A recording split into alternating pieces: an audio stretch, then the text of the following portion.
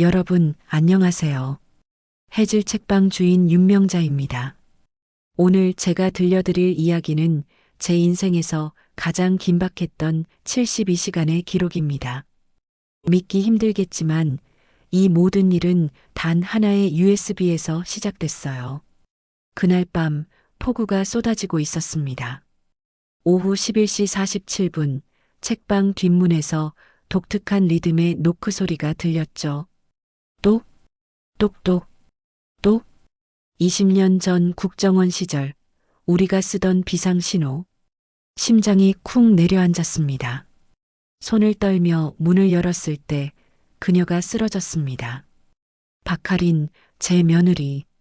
그녀의 손엔 USB가 쥐어져 있었고 빗물에 젖어 붉은 LED가 깜빡이고 있었어요.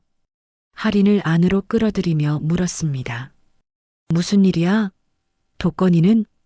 떨리는 입술로 그녀가 대답했어요. 어머니, 제가 밤까마귀예요. 밤까마귀. 2년 전부터 불법 대부업을 추적해온 익명 블로거. 그게 제 며느리였다니. 할인이 USB를 제 손에 쥐어주며 말했습니다.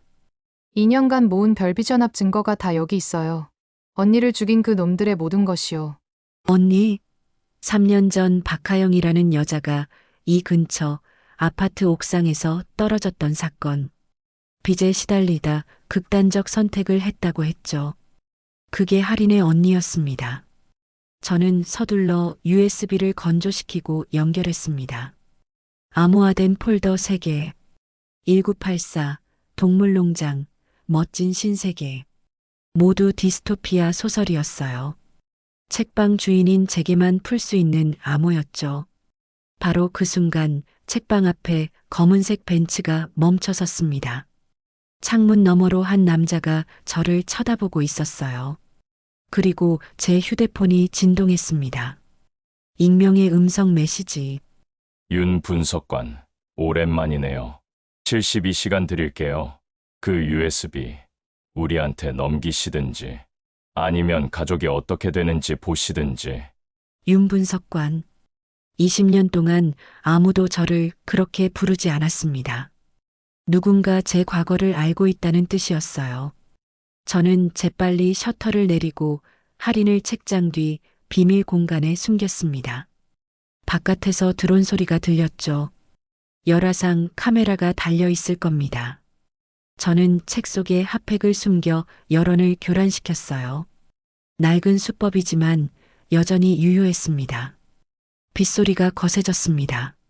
저는 창문 틈으로 밖을 내다보며 조용히 중얼거렸어요. 이제 시작이군. 두 번째 라운드. 여러분, 궁금하시죠? 윤명자가 대체 무슨 과거를 가졌길래 USB 속엔 무엇이 들어있길래 다음 이야기에서 밝혀질 겁니다. 할인을 간이 침대에 눕히고 저는 밤새 USB와 씨름했습니다. 첫 번째 폴더명 1984, 출간 연도 1949년. 동물농장 1945년, 멋진 신세계 1932년.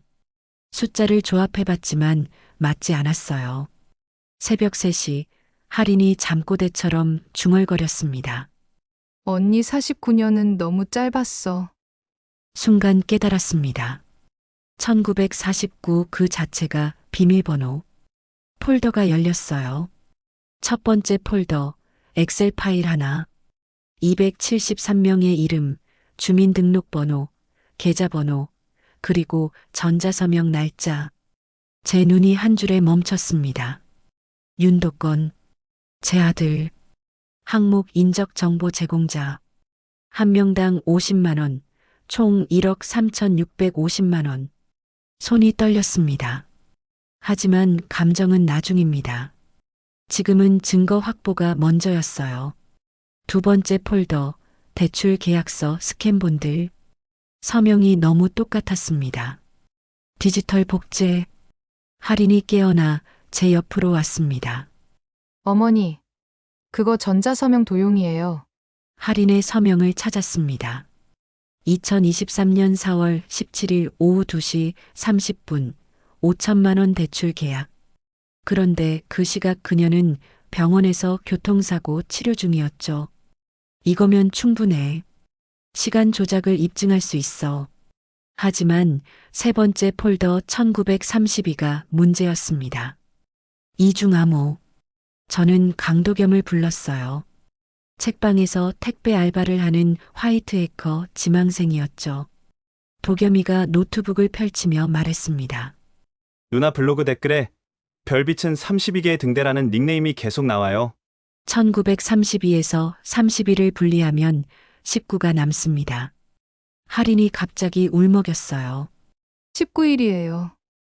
언니가 떨어진 날이 4월 19일. 1932 뒤에 0419를 입력했습니다. 폴더가 열렸어요. 그 안에는 계좌 이체네요. 별빛연합에서 국회의원 3명에게 흘러간 10억 원. 중개인 이름 최백린. 바로 그때 문서윤 변호사가 전화를 걸어왔습니다. 명자 씨, 전자서명 타임스탬프 분석 끝났어요. 273건 중 197건이 피해자 알리바이와 불일치합니다. 잠시 안도했지만 오말자 언니가 숨을 헐떡이며 책방 문을 두드렸어요. 67살의 전직 여영사였죠. 명자야, 도건이 움직임 이상해. CCTV 보니까 바다숲 재단 사무실을 3번 찾아갔어. 제 아들이 그곳을 오말자가 태블릿을 보여줬습니다. 도건은 마지막 방문에서 서류 가방을 들고 나오고 있었어요. 바로 그 순간 할인의 휴대폰에 문자가 왔습니다. 언니도 그렇게 무너졌어요. 다음은 어머님. 저는 즉시 역추적 앱을 설치했습니다. 기지국 위치 확인. 책방에서 300m 이내. 범인이 근처에 있다는 뜻이었죠. 드론 띄워. 열화상 카메라로 주변 건물 스캔해. 도겸의 드론이 새벽 하늘을 날았습니다. 5분 뒤 폐약국 2층 창가에 사람 형체가 잡혔어요. 저는 오말자에게 속삭였습니다. 미끼를 던질 시간이야. 여러분, 이제 게임이 시작됐습니다. 다음 장면에서 저는 위험한 도박을 합니다. 제 책방 건물을 미끼로 최백린을 끌어내는 거예요. 미끼는 단순해야 합니다. 저는 상인의 단톡방에 메시지를 올렸어요. 책방 건물 담보로 긴급 대출을 알아본다고. 2시간 뒤 연락이 왔습니다. 차갑고 정중한 목소리였죠. 조건 좋은 자리 소개해 드릴 수 있습니다. 해호텔 연회장, 밤 11시. 조건 좋은 자리. 불법 대부업자들의 은어입니다.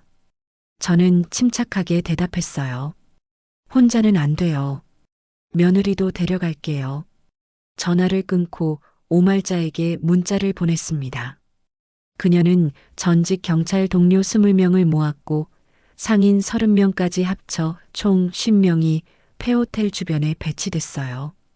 도겸이는 연회장 천장 덕트에 초소형 카메라 6대를 설치했습니다. 하지만 우리에게 가장 큰 무기는 따로 있었어요. 최백린의 딸 최서아. 3일 전 제 책방에 대학생 하나가 찾아왔었습니다. 떨리는 목소리로 말했죠.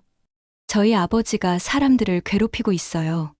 그녀가 보여준 건 최백린의 서재에서 몰래 찍은 수기장부. 273명의 이름과 금액이 빼곡했어요.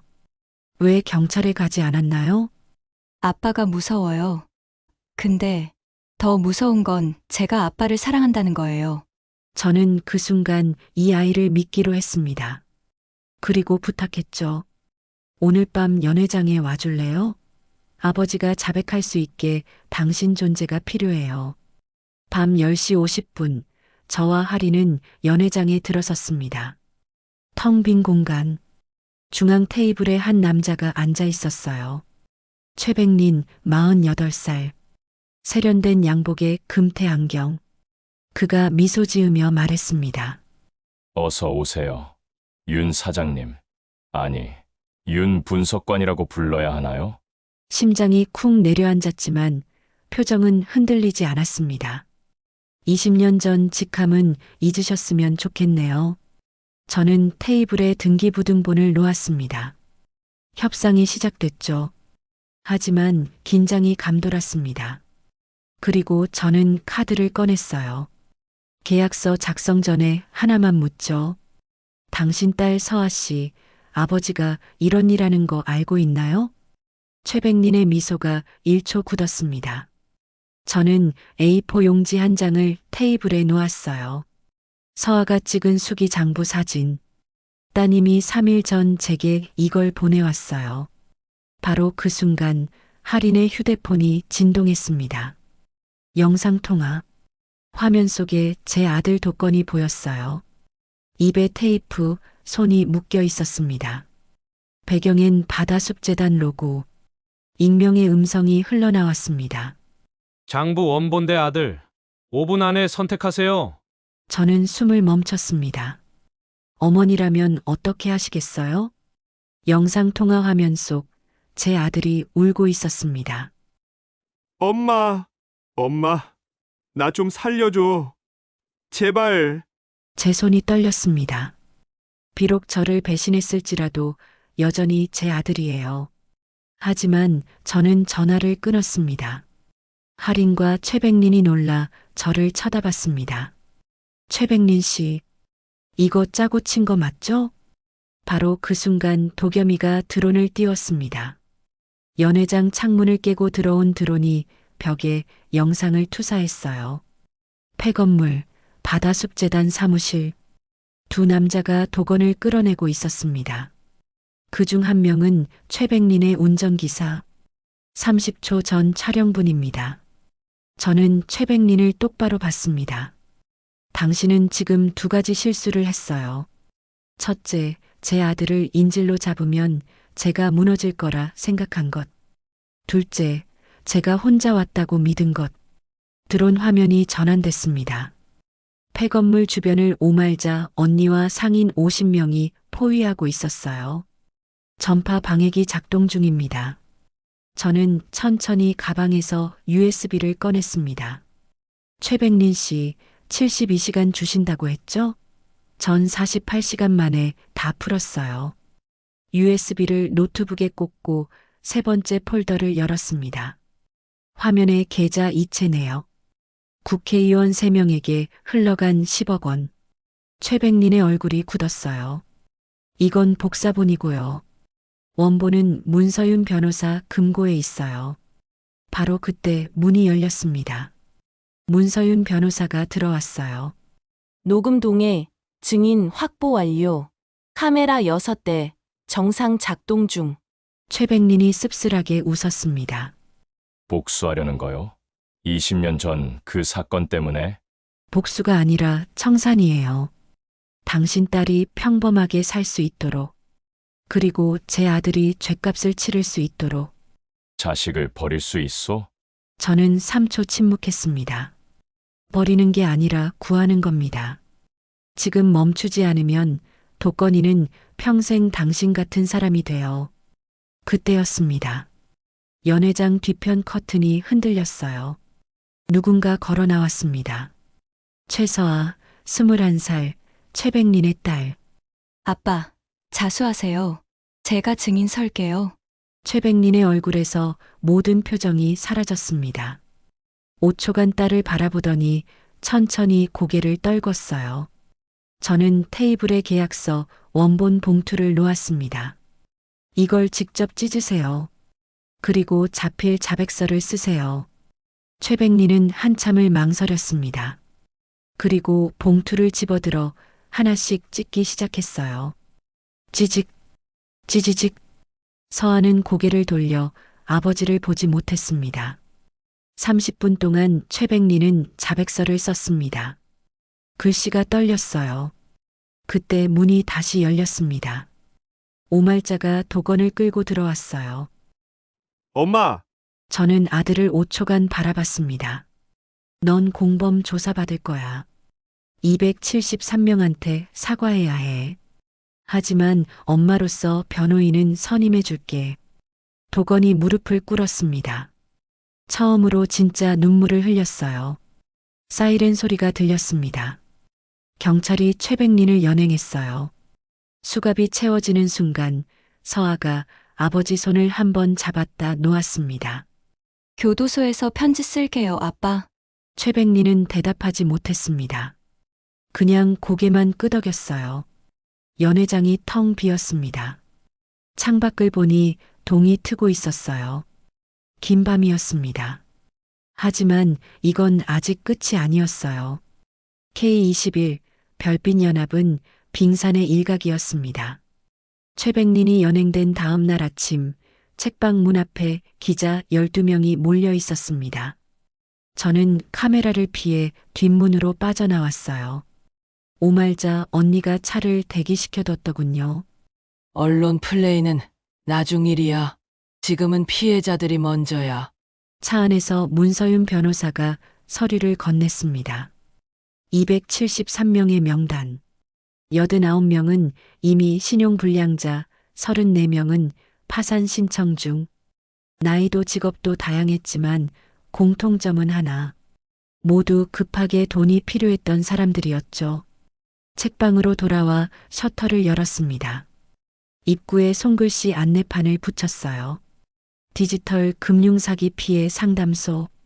월, 수, 금 오후 2시에서 6시. 첫 상담일. 문을 연 지 10분 만에 7명이 줄을 섰습니다. 30분 뒤엔 17명. 대부분 60대 이상 노인들과 자영업자였어요. 첫 번째 상담자는 68살 김순덕 할머니. 손이 떨려서 서류를 제대로 펼치지도 못하셨습니다. 저는 글을 잘 몰라요. 도장 찍으라길래 찍었는데 3천만 원을 갚으라고 하네요. 할인이 서류를 분석했습니다. 전자서명 날짜는 수술로 입원 중이던 때였어요. 문서윤 변호사가 즉시 소송을 준비했습니다. 두 번째 상담자는 32살 자영업자. 치킨집을 운영하다 폐업한 분이었죠.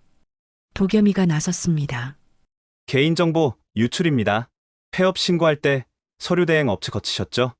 도겸이는 화이트 해커 동아리 디지털 파수꾼을 결성했습니다. 대학생 8명이 모여서 피싱 사이트를 추적하고 불법 정보 거래를 모니터링하기 시작했어요. 상담은 저녁 8시까지 이어졌습니다. 17명 중 14명이 전자서명 도용 피해자로 확인됐어요. 집단 소송 가능해요. 문서윤의 말에 고개를 끄덕였지만 마음 한구석이 불안했습니다. 너무 순조로웠어요. 최백리는 빙산의 일각일 뿐 진짜 조직은 아직 건재할 텐데. 그날 밤 도건이가 제 방에 찾아왔습니다. 엄마 미안해. 미안하다는 말은 나한테 하는 게 아니야. 네가 팔아넘긴 273명한테 해야지. 용서는 네가 바뀌는 걸 보고 생각할게. 당장 내일부터 피해자 사연집 정리해. 도건은 고개를 숙였습니다. 처음으로 진짜 부끄러움을 아는 얼굴이었어요. 일주일이 지났습니다. 피해자는 273명에서 419명으로 늘어났습니다. 할인의 밤까마귀 블로그는 조회수 50만을 돌파했어요. 어느 날 오후 택배가 도착했습니다. 발신인 무명. 상자를 열자 USB 하나와 편지. 윤명자 선생님께. 최백리는 끝이 아닙니다. K21 지부 계좌 리스트를 보내드립니다. 조심하세요. 등대는 여러 개입니다. 제 손이 떨렸습니다. USB를 노트북에 꽂았어요. 폴더명 라이트하우스 네트워크, 등대 네트워크, 엑셀 파일을 열자 숨이 멎었습니다. 전국 17개 지부, 정치인 코드명 P01부터 P47까지 47명의 정치인, 계좌 이체 내역 2020년부터 2025년까지 총 347억 원. 즉시 문서윤과 오말자를 불렀습니다. 세 사람이 테이블에 둘러앉아 자료를 펼쳤어요. 이건 우리가 건드릴 수 있는 수준이 아니야. 검찰 고위층도 연루돼 있을 수 있어요. 저는 두 사람을 번갈아 봤습니다. 그럼 어떡할 건데? 모른 척 할 거야? 침묵이 흘렀습니다. 5초, 10초. 2라운드 시작할까? 이미 시작된 것 같은데요. 저도 미소 지었습니다. 그럼 준비하자. 이번엔 뿌리를 뽑는 거야. 여러분, 이제 진짜 싸움이 시작됩니다. K21 47명의 정치인 347억 원. 정치자금 세탁 네트워크. 과연 이길 수 있을까요? K21 자료를 받은 다음 날부터 이상한 일들이 벌어졌습니다. 새벽 3시 검은 승용차가 6시간 동안 책방 앞에 주차. 도겸이에게 협박 문자. 할인의 블로그 디도스 공격. 문서윤 사무실 화재 경보기 오작동. 상대가 본격적으로 움직이기 시작했어요. 그 주 금요일 결정을 내렸습니다. 수동적으로 당할 순 없었어요. 최서아를 불렀습니다. 서아 씨, 부탁이 있어요. 당신 아버지한테 물어봐요. K21의 진짜 보스가 누군지. 서아는 다음날 교도소에 갔습니다. 2시간 뒤 전화가 왔어요. 선생님, 아빠가 이름 하나를 말해줬어요. 정우진 국회의원이에요. 정우진. 삼선 국회의원, 재정위원회 간사. 표면적으론 개혁파로 알려진 인물이었습니다. 즉시 도겸이에게 지시했어요.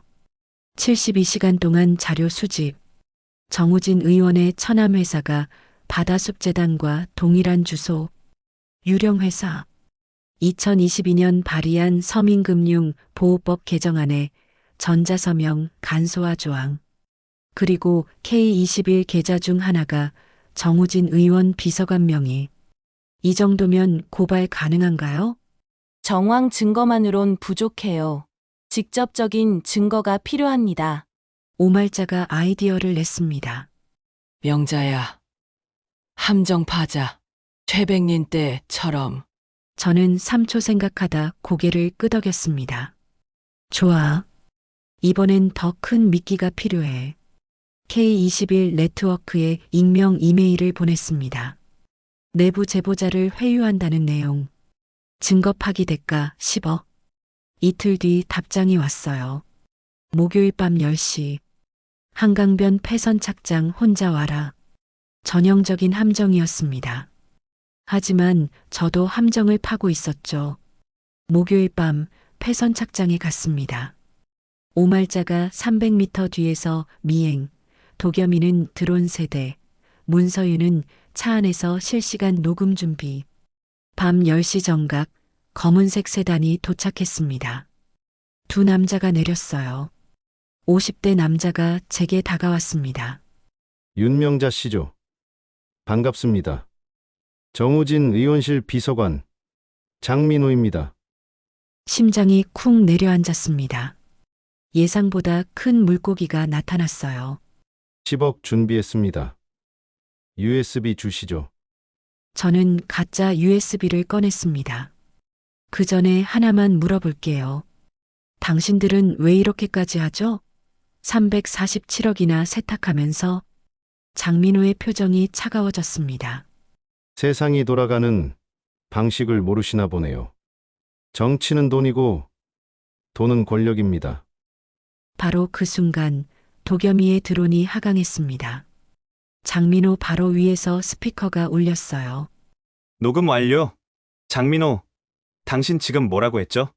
장민호가 고개를 들어 드론을 쳐다봤습니다. 당황한 표정. 10억은 고맙지만 사양할게요. 대신 이 녹음 파일은 잘 쓰겠습니다. 장민호가 제 팔을 잡으려 했지만 오말자와 전직 경찰 4명이 숲에서 나타났어요.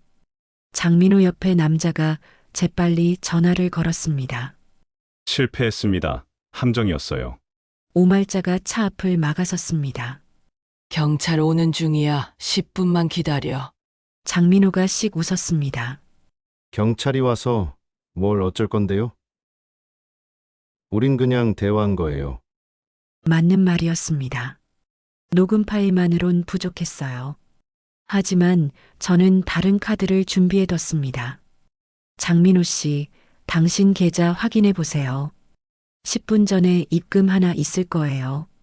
장민호가 황급히 휴대폰을 확인했습니다. 얼굴이 하얗게 질렸어요. 제가 당신 계좌로 비트코인 0.5개를 송금했어요. 발신지는 바다숲재단 IP예요. 이건 조작이야! 문서윤이 차에서 내려왔습니다. 조작 맞아요. 근데 해명하려면 바다숲재단과 무관하다는 걸 입증해야겠죠. 바로 그때 사이렌 소리. 경찰차 2대가 도착했습니다. 하지만 이상했어요. 경찰이 오말자에게 물었습니다. 신고 접수된 폭행 사건 맞습니까? 폭행. 우리는 협박 사건으로 신고했는데요. 저희는 윤명자라는 여성이 장민호 씨를 폭행했다는 신고를 받았습니다. 제 등에 식은땀이 흘렀습니다. 역공이었어요. 상대도 함정을 팠던 겁니다. 장민호가 편집된 녹음 파일을 꺼냈어요.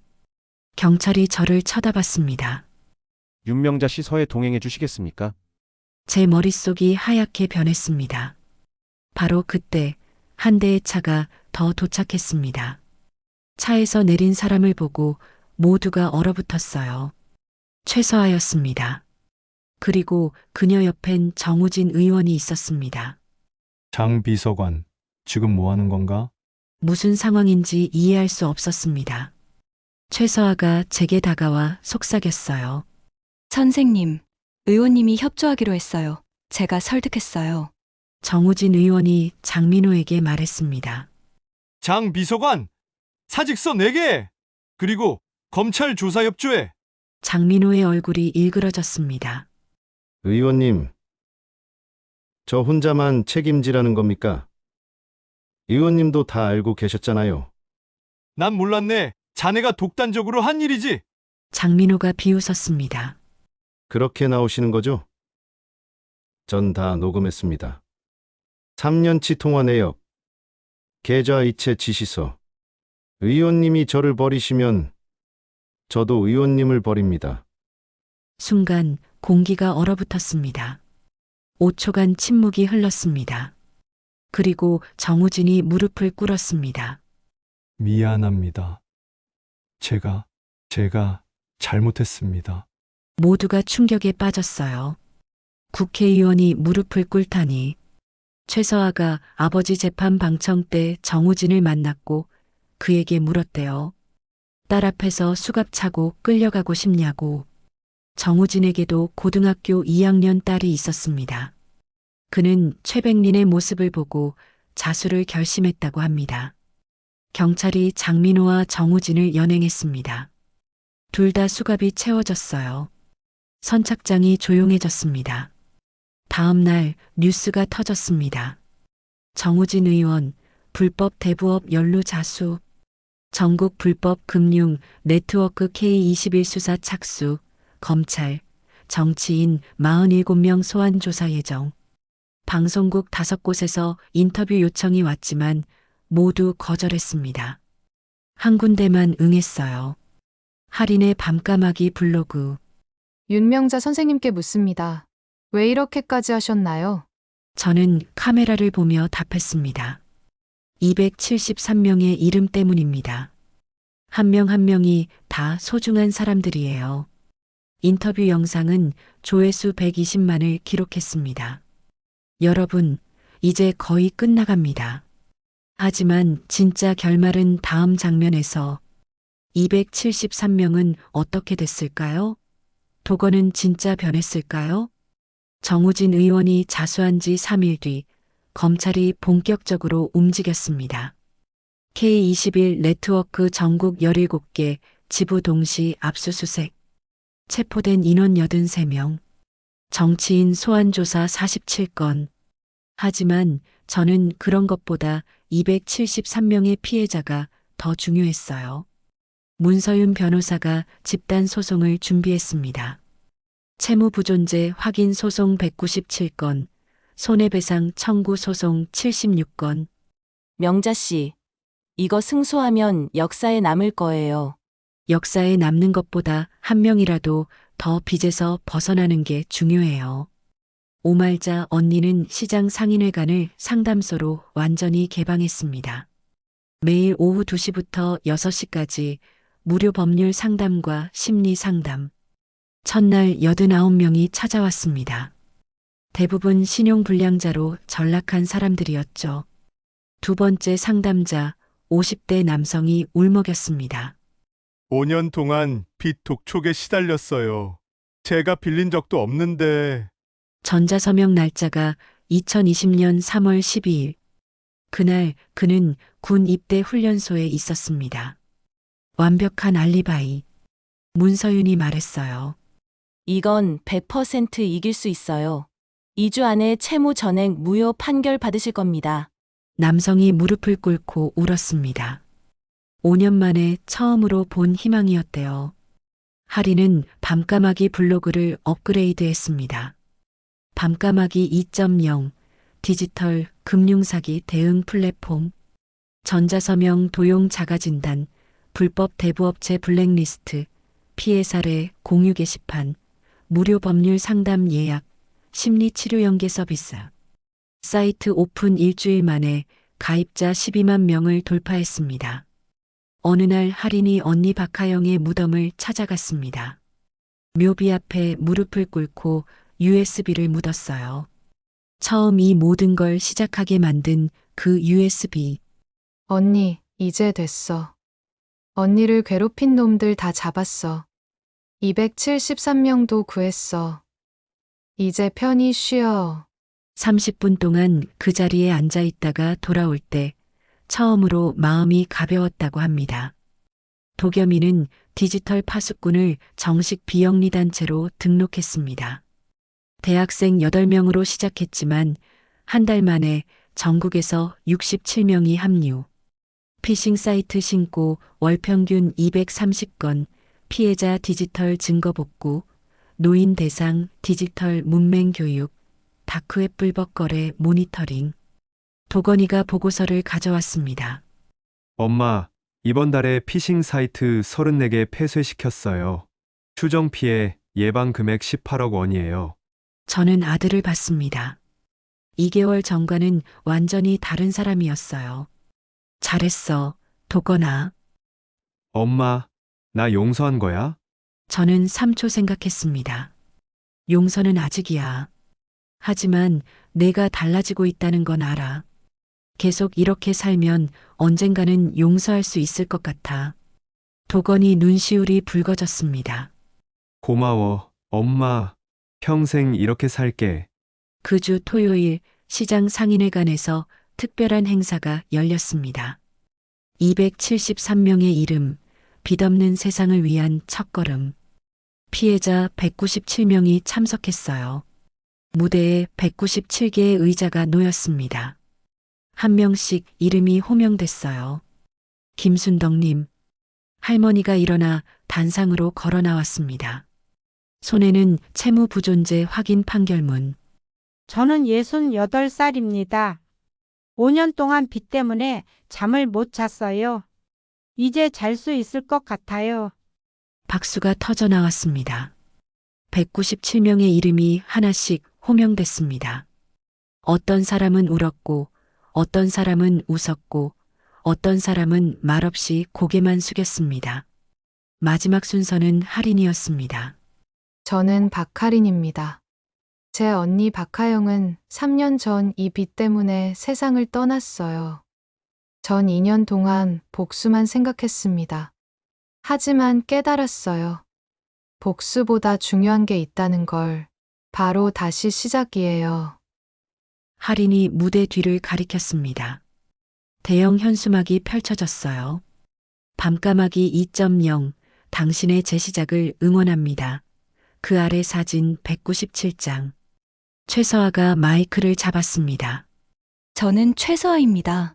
제 아버지가 여러분께 큰 상처를 드렸어요. 대신 사과드립니다. 그리고 저는 이 싸움을 계속할 겁니다. 서아는 사회학 논문 주제를 비등록 대부업의 디지털 전환과 피해 구조로 정했어요. 저는 서아에게 밤까마귀 2.0 운영자를 제안했습니다.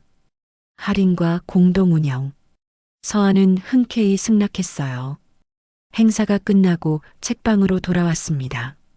책상 위에 편지 한 통. 발신인 무명. 윤명자 선생님 고생하셨습니다. 하지만 아직 끝이 아닙니다. K21은 빙산의 일각입니다. 진짜 조직은 K글로벌이라는 이름으로 해외 진출 중입니다. 베트남, 필리핀, 캄보디아. 제 손이 떨렸습니다. 아직 끝이 아니었어요. 하지만 이번엔 두렵지 않았습니다. 이번엔 혼자가 아니었으니까요. 여러분, 273명의 이름을 지켰습니다. 그들은 다시 시작할 수 있게 됐어요. 하지만 세상엔 아직도 수많은 피해자가 있습니다. K21 사건이 마무리된 지 2개월이 지났습니다. 해질 책방은 이제 단순한 헌책방이 아니었어요. 간판 옆에 작은 동판이 붙었습니다. 디지털 금융사기 피해 상담소. 월, 수, 금 오후 2시에서 6시. 첫 상담일엔 17명이 줄을 섰었죠. 이제는 평균 40명이 찾아옵니다. 상담 예약은 2주 대기예요. 오늘도 책방 문을 열자 할머니 한 분이 기다리고 계셨어요. 손자가 보이스피싱 당했다는 이야기. 따뜻한 차를 내드리고 천천히 상담을 시작했습니다. 상담은 오후 6시까지 이어졌습니다. 40명. 한 명당 평균 30분. 제 목은 쉬고 입술은 바짝 말랐지만 마음은 따뜻했어요. 저녁 7시 할인과 서아가 떡볶이와 김밥을 사왔습니다. 셋이 둘러앉아 오늘 상담 케이스를 정리했어요. 40명 중 27명이 전자서명 도용, 9명이 보이스피싱, 4명이 대출 사기. 밤까마귀 블로그 통계 보니까 이번 주 상담 신청이 127건이에요. 우리 셋만으론 한계예요. 자원봉사자 모집해야겠어. 법대생이나 사회복지학과 학생들.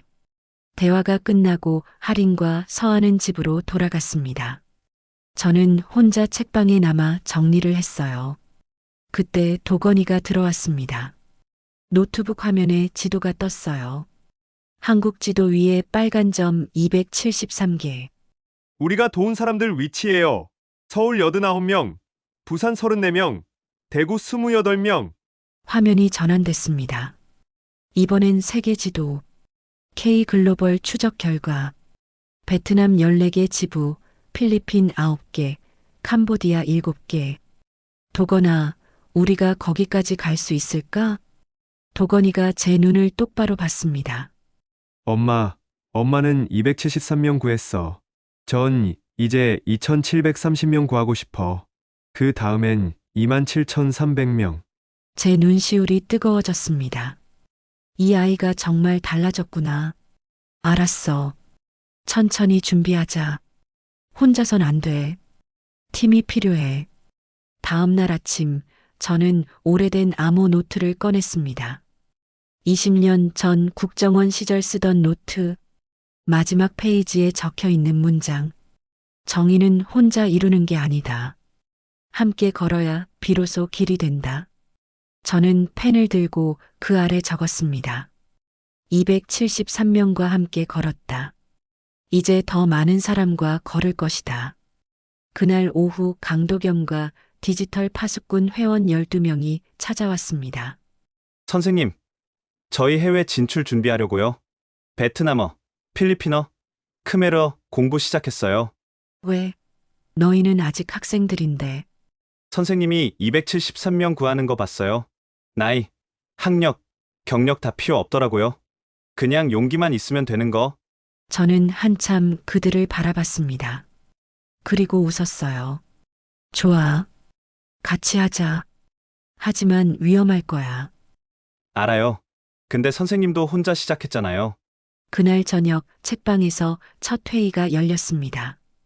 윤명자, 박하린, 최서아, 윤도건, 강도겸, 오말자, 문서윤, 그리고 디지털 파수꾼 12명.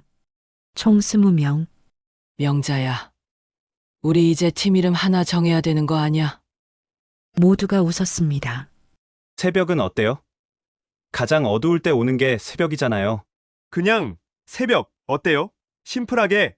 저는 고개를 끄덕였습니다. 좋아. 새벽. 우리는 새벽이야. 어둠 뒤에 오는 빛. 20명이 손을 모았습니다. 그리고 동시에 외쳤어요. 새벽? 회의는 3시간 동안 이어졌습니다. K글로벌 대응 전략 3단계. 문서윤이 말했어요. 국제 사건이라 복잡해요. 각국 법률이 다르고 언어 장벽도 있고 최소 2년은 각오해야 해요. 2년이면 어때? 273명 구하는데도 1년 걸렸잖아. 천천히 가자고. 회의가 끝나고 모두 하나씩 돌아갔습니다. 마지막까지 남은 건 저와 할인이었어요. 어머니, 전 언니한테 마지막으로 말했어요. 내가 언니 목까지 살게라고. 잘했어. 하영 씨도 기뻐하실 거야. 어머니는 왜 이렇게까지 하세요? 저는 3초 생각했습니다. 20년 전에 내가 놓친 사건이 있어. 한 여자가 불법 대부업비 때문에 목숨을 끊었는데 난 그 사건 파일을 제대로 검토하지 않았어. 바쁘다는 핑계로. 그게 내 인생 최대의 후회야. 그래서 이번엔 놓치지 않으려고 하시는 거예요? 응. 이번엔 한 명도 놓치고 싶지 않아. 273명 구했지만 아직 수백만 명이 고통받고 있어. 내가 할 수 있는 한 계속할 거야. 저도 같이 갈게요. 어머니. 다음 날 새벽 5시, 저는 책방 문을 열고 밖으로 나왔습니다. 동쪽 하늘이 붉게 물들고 있었어요. 정말로 새벽이 오고 있었습니다. 골목을 걸으며 생각했어요. 273명의 얼굴들. 김순덕 할머니, 이철수 사장님, 박지은 학생. 그들은 이제 다시 시작할 수 있어요. 하지만 세상엔 아직도 수많은 273번째 사람이 있습니다. 제 휴대폰이 진동했어요. 도건이에게서 온 메시지. 엄마, 베트남 교민 커뮤니티에서 제보 들어왔어. 호치민에서 불법 대부업 피해자 52명. 도와달래? 저는 메시지를 읽고 답장을 보냈습니다. 알았어. 팀 소집해. 다음 주 월요일 회의. 해가 완전히 떠올랐습니다. 골목에 햇살이 쏟아지고 간판들이 빛나기 시작했어요. 저는 책방으로 돌아와 창문을 활짝 열었습니다. 책장에서 낡은 노트를 꺼냈어요. 해질 책방 일지. 마지막 장을 펼치고 오늘 날짜를 적었습니다. 2025년 12월 15일. 273명의 이름을 지켰다. 이제 52명이 더 기다리고 있다. 새벽은 끝나지 않았다. 계속 갈 것이다. 펜을 놓고 저는 책장을 바라봤습니다. 수천 권의 책. 각각의 책 속엔 누군가의 이야기가 담겨 있죠. 273개의 이야기가 끝났어. 이제 다음 이야기를 쓸 시간이야. 바로 그때 책방 문이 열렸습니다. 첫 번째 상담자. 30대 남성이었습니다. 저 도와주실 수 있나요? 저는 의자를 권하며 말했습니다. 앉으세요. 천천히 이야기해 주세요. 처음부터. 남성이 앉았습니다. 그리고 떨리는 목소리로 이야기를 시작했어요. 저는 노트를 펴고 펜을 들었습니다.